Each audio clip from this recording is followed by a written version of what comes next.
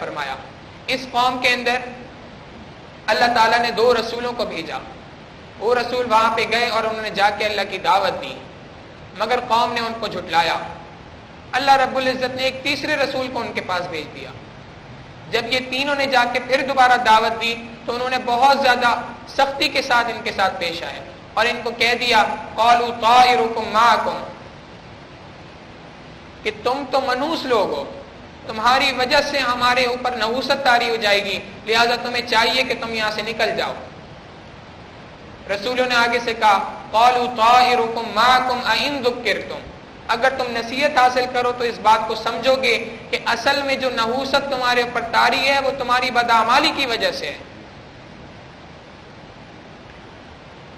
اب جب انہوں نے یہ بات کی تو قوم نے آگے سے کہا کہ ہم تمہیں جو ہے وہ پتھر مار کے رجم کریں گے اور رجم کر کے تمہیں ہلاک کر دیں گے، اور اگر ہم نے تمہیں رجم نہیں کیا، پتھر مار مار کے ہلاک نہیں کیا، تو کوئی دوسری ایسی سزا دیں گے جو اس سے بھی زیادہ سخت ہوگی. اب جو قوم ان کو قتل کرنے اور ان کے شہید کرنے کا ارادہ کر رہی تھی، اس وقت پر ایک شخص تھا، اس کا نام تھا حبیب نجار. حبیب اس کا نام تھا اور نجار اس کا پیشہ تھا. نجار کہتے ہیں بڑھئی کو، کارپینٹر. تو نجار اس کا پیشہ تھا، تو اس کا نام حبیب نجار کے نام سے مشہور ہو گیا. یہ شخص بستی سے دور ایک جگہ کے اوپر رہا کرتا تھا.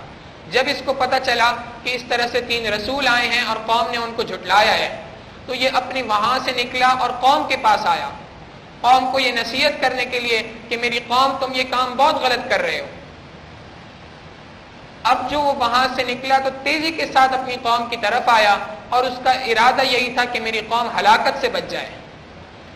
اس کا یہ جو عمل تھا کہ اپنی قوم کو ہلاکت سے بچانا اور قوم کی خیر خواہی کرنا اللہ رب العزت کو بہت زیادہ پسند آیا.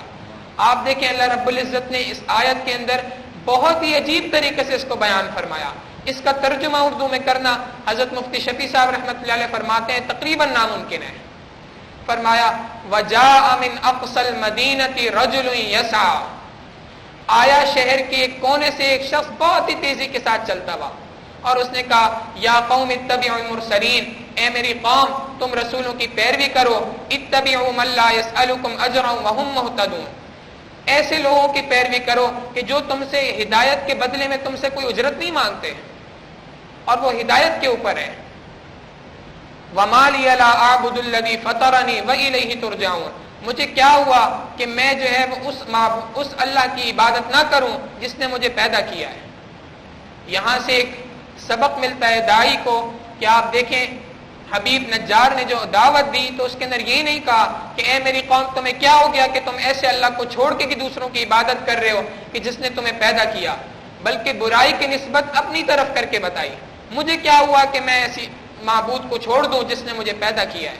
یہاں سے یہ بات پتہ چلتی ہے کہ جب کبھی انسان کسی کو دعوت دے تو اس کی برائیوں کی طرف نظر نہ رکھے اور اس کی برائیوں کو پن پوائنٹ نہ کرے تمہارے اندر یہ بھی برائی ہے، یہ بھی برائی ہے، یہ بھی برائی ہے، بلکہ اس کی اچھائیوں کو ذکر کرنا چاہیے اور اس کی جو برائیاں ہیں اس کو جنرل انداز میں بیان کر دینا چاہیے.